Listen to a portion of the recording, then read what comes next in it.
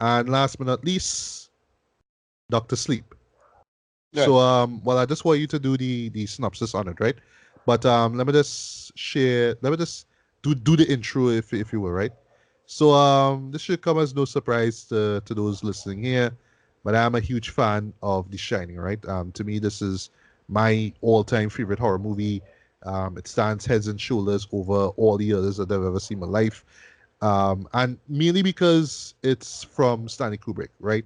The God, you know what I mean, greatest director ever lived, in my honest opinion. But it's like what he brought to the story. And yes, I know that he strayed away from the source material, and that really kind of got, Stephen King all pissed off about it. He was Right. one of the detractors of the film early on. Like when the movie came out, he's like, nah, this is not what I wrote, blah, blah, blah, and all that kind of stuff. And this is not my vision, blah, blah, blah. But what Stanley brought to the table to just examining this broken family and then getting just a timeless performance from Jack Nicholson as Jack Torrance, right? And just a tortured performance from Shelley Duvall and all that. You know what I mean? It just made for just some of the most impactful moments like in film, right? So yeah, I totally love that film. So when I heard about okay, we're getting Doctor Sleep and it's gonna be like I call it a spiritual successor to The Shining, but technically it is a sequel, right? No, To it's that. outright sequel. Yeah, it Well, is. It is. It is. Yeah, yeah, outright sequel. yeah. It is. It I is. mean, sequel is a little strong because really what it is just this kind of because all Stephen King stuff does be kind of this metaverse, Yes. same universe, world building stuff. But yeah, well, the main character from The Shining is from this. I can't really, I have to call it a sequel. Yeah, But yeah. it's Exactly. not Exactly. really. Yeah. I mean, that's the whole thing with his books. No? All of them connected, kind of. Most of them, at least most of them are, and it's just about this world building thing. But because of the whole shine magic stuff that the real build up on in this one, I could see where they was going with that. So it's like a Yeah. Exactly. And this is one thing that yeah, I will give credit for because yes, while I do love the original film, um the title is misleading, right? It's not really so much about The Shining. The Shining is just a great title, but it's not really so much about that. It's right. really about it's Even just a haunted even house though though. like that But thing, because it's only years later I learned that what the shining actually supposed to be. Like, oh, that's the shining. Okay, well, oh, okay, yeah. I understand. 'Cause, like when you're young, it's like, oh well, it's about the house, but that's not really yeah, what The well, the Shining hotel. is. It's what oh, sorry, the hotel, right? It's Yeah, really what's going on, psychologically. That's what you'll see with the characters, right? yeah, And if you're a fan, you'll know. Well, yes. Although it took me a long while to realize this, but yeah, Jack also had The Shining as well too. What I like is right, how ambiguous it all is because at first it's set up that, well, yes, Danny, the little kid, right, played by Danny Lloyd. I don't know whatever happened to him, but anyway, um, he had it because he was hearing this voice in his head. He called him Tony, and then he was just seeing all these like really like freaky images, right?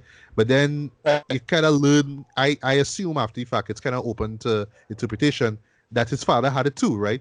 And it's just right, how he saw certain things as well, like all these like really weird images, and just because of his alcoholism that he was trying to keep down, it just kind of manifests into this really psychotic character. But I'm always kind of on the fence of whether the wife, whether the mother had the shining as well too, because yeah, right, she was, well, Wendy, right? Because she was seeing some weird shit too. You know what I mean? So right. it's kind of like open to interpretation, like I say, right? But yeah, Doctor Sleep is here. I wouldn't really call I wasn't honestly excited by it. I had super low expectations for this. I was like dismissing this. I was like, yeah, this gonna be bullshit, and wasn't Yeah, excited. Man. yeah. I'm same here too. And okay. So it's based off of a novel. All right. But that don't mean any movie gonna be good. But still, the show itself, right, had to do two hard things, right? One, carry on tradition as far as the Stanley Kubrick movie goes, right? Give us Right, the stuff that we love about it. Yes, the iconic. I'm not talking about recreating shots, which they do, but give us the feel. You know what I mean? That really made The Shining such a unnerving film. But at the same time, please, Mr. King, right? Because I mean, yeah, he didn't like the Shining, so it's like, well, all right, cool. And they brought in Mike Flanagan, yeah, who is like a bona fide, worshipper of all things Stephen King, right? Yeah, with his recent adaptations, you know what I mean, which he put out on Netflix, like Gerald's Game, for example.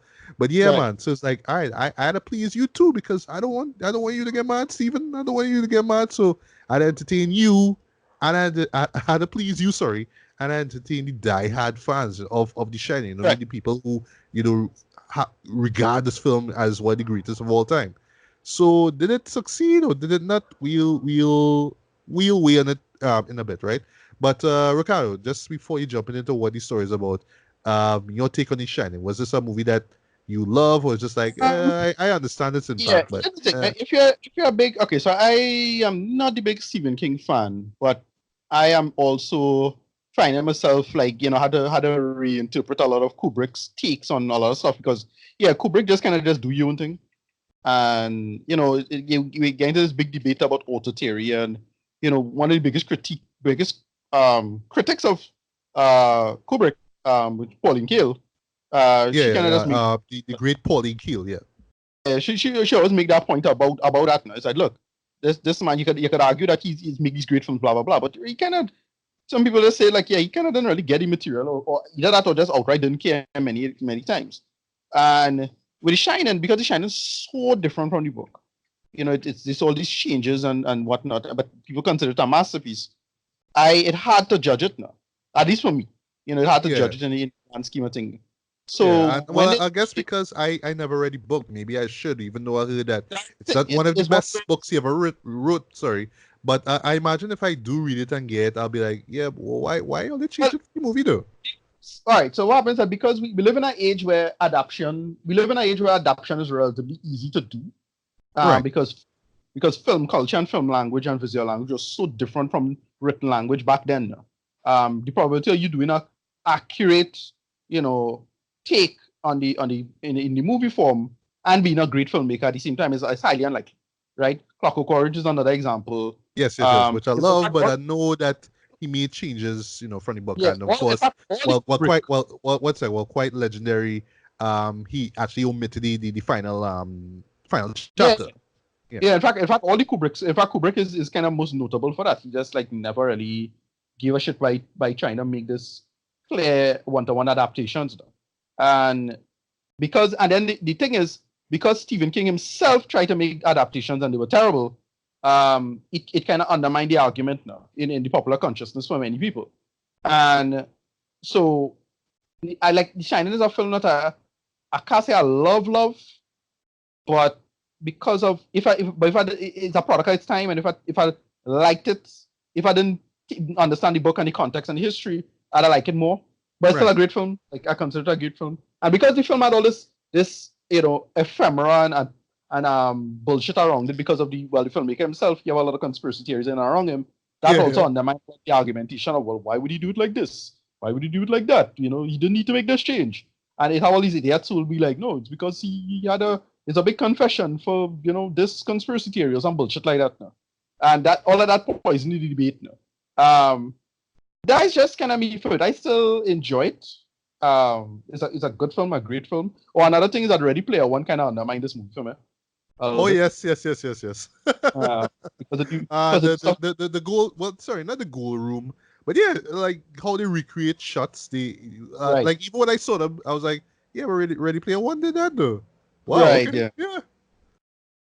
Yeah, so that's just me. I like The Shining, right? I can't say I love The Shining, but I like it. It's pretty good. A All little right. on the slow end. Okay. So Good. clearly not your favorite horror movie of all time. I understand. Uh, Yeah. I can't say that. But then again, I am not a horror person, so I can't really say, oh, this is a great horror, and that's not one. It's like, I'm just kind of Uh bad at right. judging I horror. understand. Yeah. Yeah. Okay. Yeah. Um. Yeah. So what is Doctor Sleep about? All right. So basically, it's, I don't know how much years after. 30 years after the events of The Shining. I'm not sure what's the Yeah. timeline. Well. First film was in 1980 when the movie came out. Right. So well, we all right. So we kind of jumped to 21 years later because we started 2001. That's where we Right. introduced the adult Danny Torrance, played by Right. Ewan McGregor. Right. And then they jump further 8 years. So Yeah, well, technically 2019, right, Lito? Right. Yeah. So basically, well, it have this group of I don't know what to call them, vampires. Yeah, they call themselves the True Nut. So basically, they are these like shining, sucking vampires. Right, effectively. Yeah, And yeah, they use that to well effectively extend their life. So that's they seem to be the whole bag, just life extension. And they just track down, Rose have this ability to track down other people who are capable of the shine. And the shine is this general ability in the Stephen King metaverse of powers. So everybody had the shine apparently. All his kids yeah. from all his kids in Thing had the shine apparently. In it, Oh I'm not yeah, sure. well, I would really know. Yeah. That's the thing. I not even I not even in chapter 2, but to explore that. But anyway, Right. The thing is, I never get it. You see, the thing is, the Stephen King metaverse have a bunch of like kind of interesting like world building, but like when you actually boil it down, it's not that interesting. But okay, whatever. Anyway, so she tracking on the shine people and anybody who powerful at shine, and basically yeah, just sucking away the powers, extending her life, and then killing them. But for some reason, she decided to not kill one of them, and one then wanted her to join the group because she had like this real powerful suggestion ability. Um, so yeah, yeah.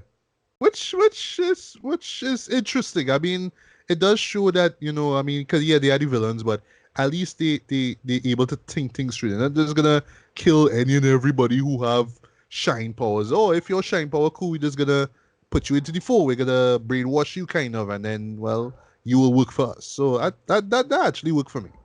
Kind of catch me right, off guard, but it worked for me, right? But yeah, go on. right. So yeah, that's track down. So eventually they track down this girl and she's like one of the most powerful Shine people. And well, Dan himself kind of link up with them to make sure this she don't stop them from getting to her, and that's basically what's going on. So before I jump into my opinions on the show, what were your thoughts on the movie as a whole? Yeah, I dug the hell out of this. I thought it was good. It was not meant to be like any kind of. I didn't get the feeling I was trying to be like, oh, let's compare myself to so and so. Um, No, they did their own thing. From a movie standpoint, it just did a lot of world building in terms of, hey, this is what's going on, this is the world, blah blah blah blah blah. And that's it. And it just tell a solid story with that. And it actually went in directions I didn't expect. I never read this book, never read Doctor Sleep, so I don't know how to compare it. But I dug the hell out of this for what it is. Yeah, it just tell a great arc for Danny and the little girl. Yeah, yeah. I totally agree with you, but I really, really dug this, right? Not as much as I wanted to. Like, I wanted this to be like, oh, best horror of the year. You know what I mean? Top 10. But hey, Right. good news. It will be in my top 10 for sure. But still, if I had to pick between the two, just say this one time, I still think Midsummer's a better horror. You know what I mean? But Okay. I mean that's a different type of horror. This is more this here, Doctor Sleep is more of a horror thriller, and yeah, it is very, very effective. I think it works as both, right? It more works as a thriller than horror, in my opinion. I know for some people they might find, well, it's not that scary. I mean, but then again, to me, the original Shining wasn't that that scary neither. You know what I mean? It was just exercise in just building tension, just non-stop tension.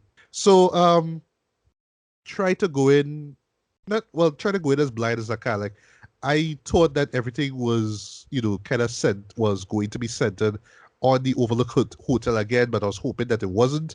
Unfortunately, it wasn't. I was really glad of that.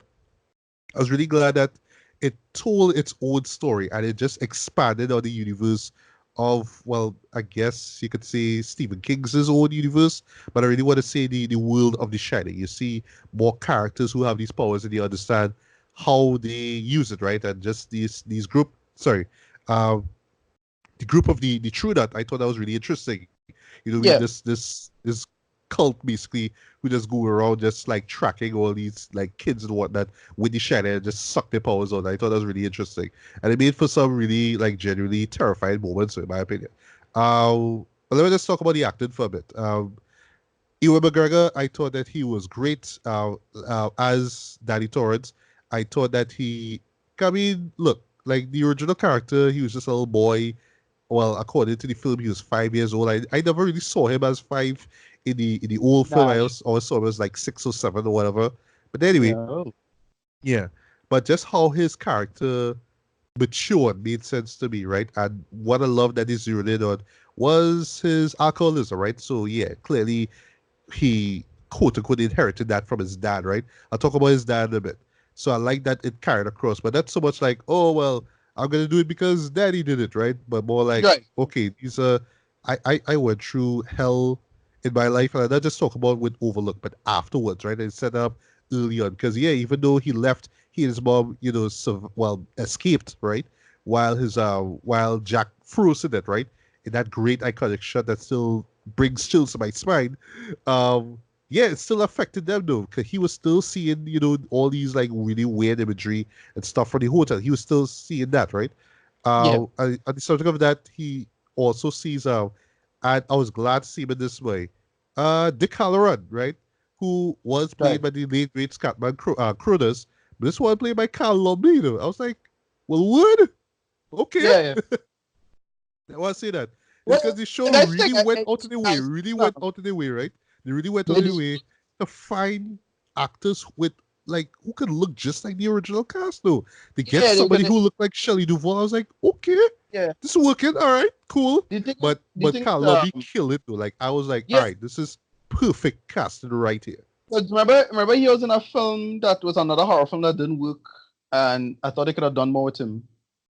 Um, What was that show again? A Cure for Wellness.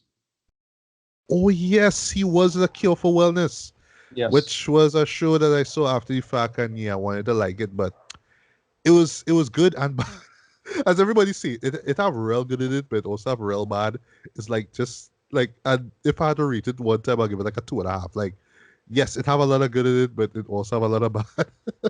But Yeah. yes, Carl No, no, Lombino was that's such a big disappointment because of the script they could have really like just punch up that script and it would have worked, but yeah, it didn't work at all. yeah, and I felt like the it was intelligent for what you're going for, but I felt they sacrificed it just to show you a bunch of you know body horror and just Yeah, it didn't work. weird Yeah, it didn't. freaky stuff just to shock people. Like they It just didn't kind of work. sacrificed the point of the story just to shock you. And it just didn't work for me. Yeah, So it didn't work. not one of the biggest disappointments as far as horror go, but yeah, that's a show I go back to. But yeah, I was just like I was like, okay, this is some solid casting though, but I was really impressed by how they got Carl Lumbly to play, Dickner. I thought that was great.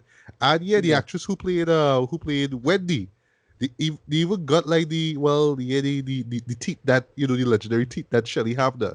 You know what I mean? Like Yeah. no, they don't look exactly like them, of course, but they close, right? Even right down to Yeah. the Yeah. kid that they got to play young Danny. I was like, okay, Yeah. this making Yeah. sense. All right, yeah. And you could tell this is Mike Flanagan just being a fanboy right now.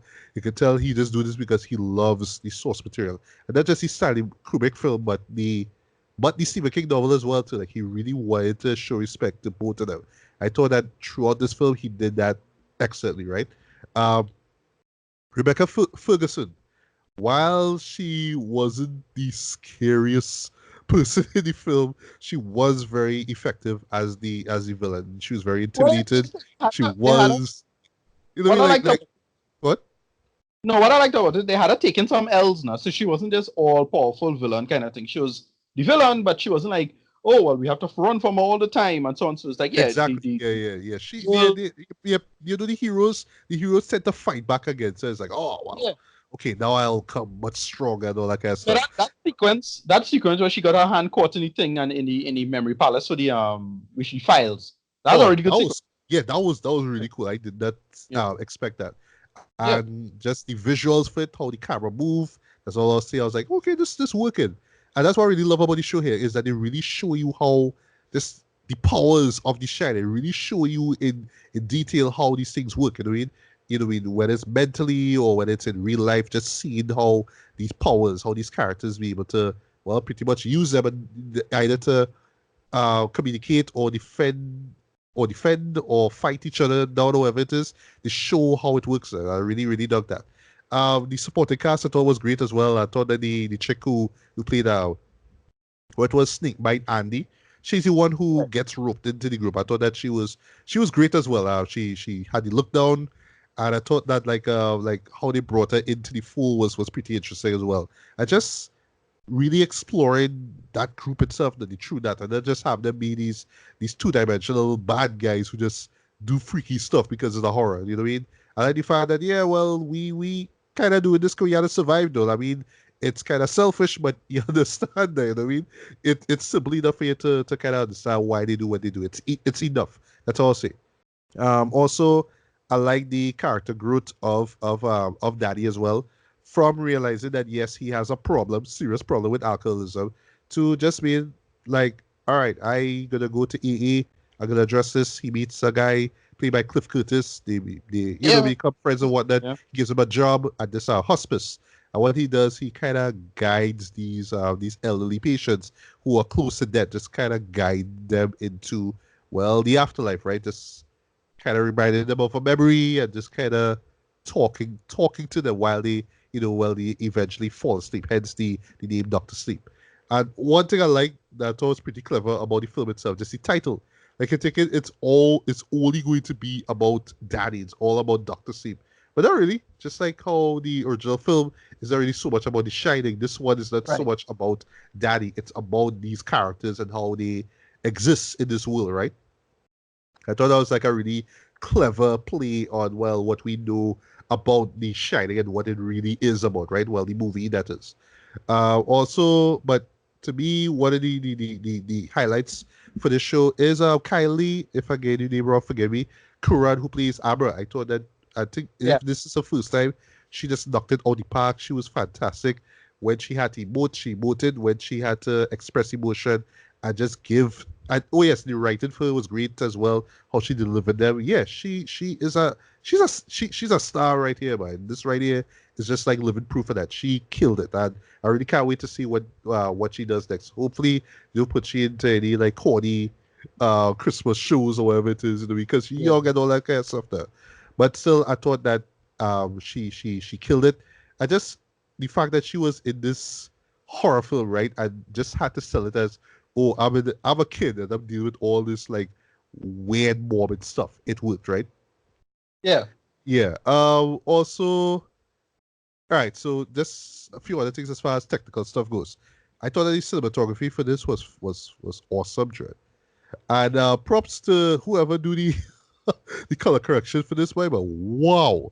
Like you Yeah. got some really, really gorgeous looking shots in this way. Like even some nocturnal shots that look great though. And you could tell once again, going back to Mike and him being this Stephen King slash Kubrick fanboy, you could tell that he was studying the cinematography of The Shining, right? The movie.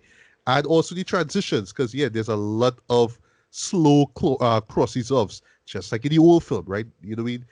Like numerous cross dissolves in this show where you had like a lot by modern movie standards actually. I thought it just worked in terms of just its own aesthetic, its own tone, just setting up how, yeah, just how dark this thing is, right? You know what I mean? I love Yeah. that. Music, which is done by the Newton brothers, they worked on Gerald's Game, which, Mike Flanagan directed. I thought that they knocked it out of the park there too. Yes, they do have a lot of callbacks to Wendy Carlos's score from The Shining, right? The legendary theme song and the heartbeat, what I mean, and the Shepherd's Stone and all that stuff that they incorporate into that first film. But they brought it over here, but they add like I would say they put their own little twist on it basically, right? So like when the theme song actually comes in, it's not exactly like Wendy Carlos's score, but it's a good recreation of it. And yes, I'll admit, when you reach that third act and you see like the shots, you know the shots from the very beginning of the movie of the original Shining, your Yeah. boy get chills on the spine, but I was just like, yeah, it's like a going back trend. I going back to this place that have a lot of nightmares, right? Didn't really scare me to death, but at the same time, it's like I know what to expect when they go there. I know that, and just off the music and just off of the visuals, yes, which are recreations from the first film. I was like, yeah, this actually working. But before I get to the third act, right? But I just love how the film itself sets up its own story, its own world, and yeah, it's like this is not a lazy retread of the first film. This is not a repeat or a remake of it. we are telling a brand new story here, but it's just with a character that you already know. But yes, we have to go back to the Overlook because it's in the trailer. Sorry, right? I felt like just the reasoning behind them going to the Overlook was a little on the convenient side of things. But again, I get it, right? It's a sequel. Okay, maybe they should have hinted at it a little early. Well, sorry, later on. Okay, they did earlier on, but I felt they kind of forgot about. Oh, right, the sins of what happened at at the Overlook. You kind of forgot about it in the second act with all the shenanigans with the True Nut. But whatever, right? But yeah, they there now, and while I'm there, I'm like, yeah, this looks fantastic to me. The production design, it looks authentic. It really looks like, yes, this is the old version, the old weathered down version of the Overlook. Right? You see all the rooms, the gold room, you see the bathroom, the Yeah, yeah. hallway where you see the twins, all that stuff is there, Dred. Right. I'm They like, do the yeah, they do the elevator blood thing. They do all of yes, that. the elevator blood thing, it looks fantastic in my opinion. Now, I know Yeah. some people might find this to be kind of fan service-y, but I was like, I right. all So right, I I thought get, it I was understand, but I thought it was used really intelligently in the context of the it's, story. yes, it Really, was, it was. yeah, Yeah. I thought it was really smart what they did there because again, you Ready Player One can undermine it a little bit, but um, Yeah, I well, thought at least, well, in that one, they just more highlight the pop culture aspect of it. Like, right, oh, right, right. But this is yeah, why this scene is important. Right? yeah, but in the context of this, it's like, all right, they set a trap for her, and you remember the whole thing was, oh, she like it because I got like the villain kind of noticed her because like, why would she think that why would she think that this is the girl mind? Like, you think she would have figured out a little faster? I don't know, but it's True, still true, true. Yeah, a while ago. She like, oh wait, this is not your mind, it's the other fella mind. But she didn't get that the guy like that is interesting how she didn't get that he had shine. And I was like, right, oh right. And because you think they would just pick up on it instantly, right? Like, yeah, oh, she right, okay, you have it. Okay, now I see your skill set, whatever it is, or your level, or right. something like that. I No, know how but it works, but the you don't thing pick is it up she was the saying early. what from weird, and I thought they would have explained that. I didn't get why she said that I should have picked up on you and learned about you years ago. And how come that happened? How come you grew up to be an adult and I don't know? Like, because I kind of the whole point, right? True, And because because she was around at the time, but right, no, yeah, it's she like you old, have but all these years for you to search for the guy. You right just kind of like there, though, because you know. yeah, because of the specific circumstances of his life, that for whatever reason it shielded him from that detection somehow, no, or whatever. And I thought that was interesting, no, that he just slipped past, he just slipped through the cracks from their perspective, no, Yeah, because yeah, he'd have get picked up a long time, no. In fact, he'd have probably get picked up even before the events of the Shining. You know, right. but I thought that was interesting, Yeah, and because that was like the big thing that catch her off guard at the end, no. right. Right, but I like all that. But yeah, but let's get back to the Overlook for a bit, right? So I was loving the production design. I was loving the care and detail into recreating these interiors, right? Cool. Um, and then they actually incorporate some of the ghosts that you see in the original film, right? Not gonna say who they are. I mean, if you're a fan, you probably know already, right? And how they work them into like the big climactic battle, I would say. Yeah, it worked for me there. Like it actually worked for me. It's like it was really clever. Like because once again, like if you think about it, these ghosts are just how these characters have these shine. It's just like this, like how they describe it. Well, how one character describes it is like you're this 100-watt battery, so you're just attracting all these ghosts of people who died in like this really messed up ways, all that kind of stuff. So it's like, yeah, I'm using these ghosts to my advantage, and that's it really. That works, right? Right. And really Yeah. dig the fact that okay, we're gonna see Daddy's dark side as well.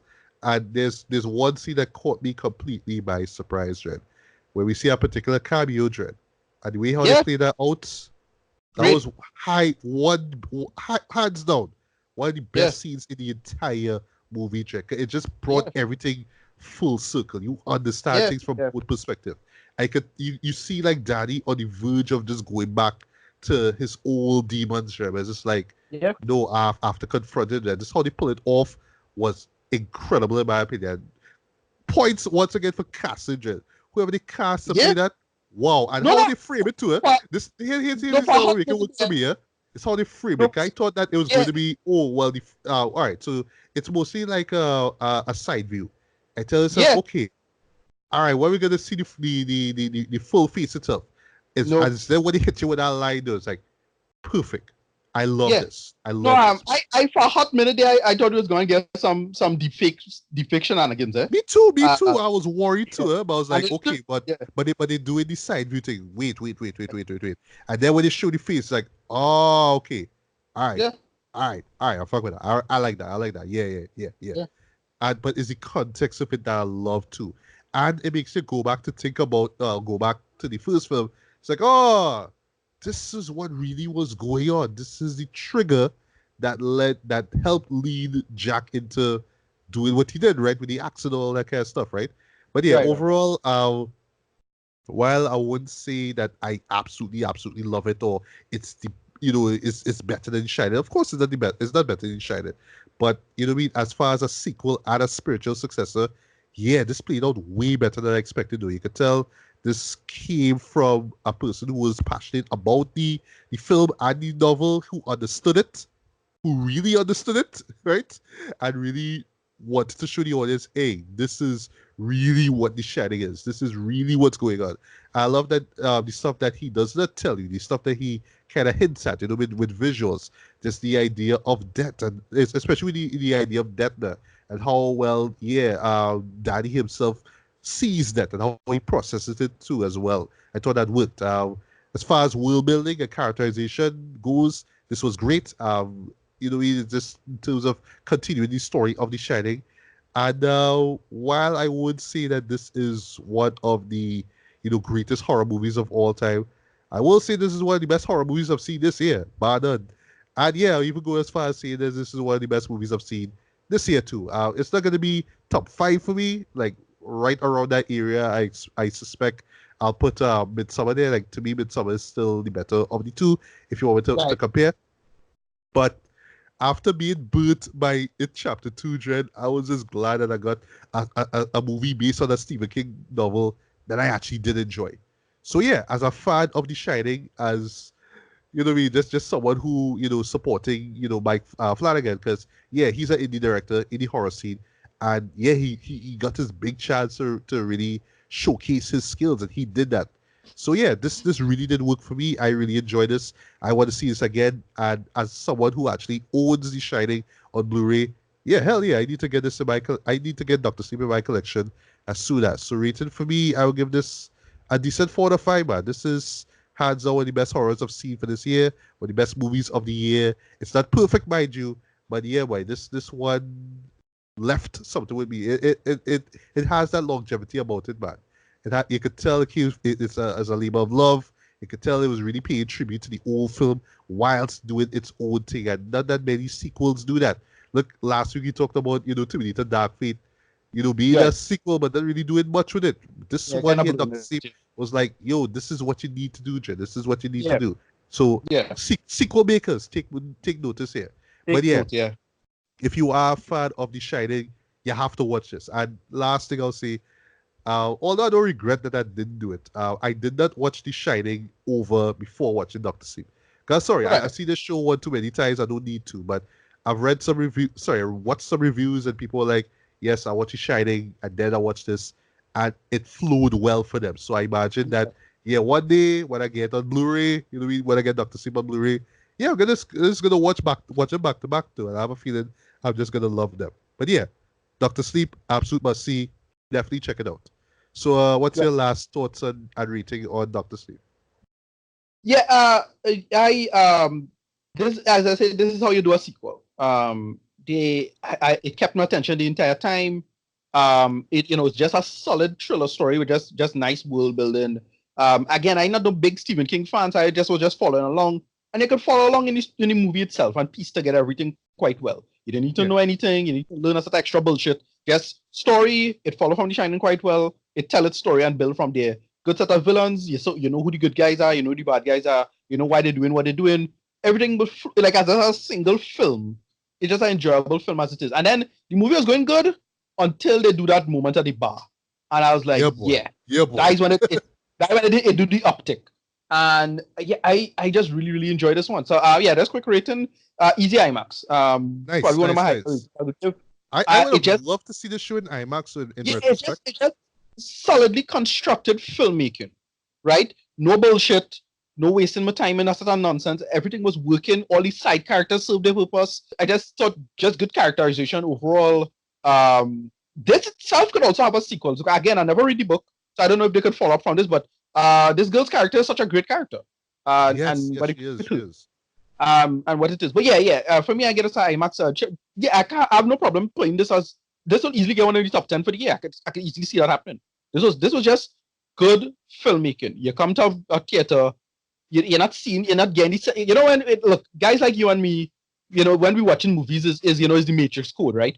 We just seeing all the Yeah. mistakes, see, Yeah, we know where the acts start and where the acts end and stuff. like just from a behind the scenes standpoint, you could tell, oh well, they changed the script here and it looking discordant from this and that to the other, and stuff like this. This felt like a solid film on its own, you know. Just a clear vision, building from The Shining, but not, again, not dick riding. Just good homages. Everything made sense in the context of the storytelling. Even McGregor held the material with the presence. Good acting and good chemistry between everybody. And yeah, it worked overall. And it built tension, but it was a nice adventure flick more than anything for me. And yeah, good IMAX. I really, really enjoyed this.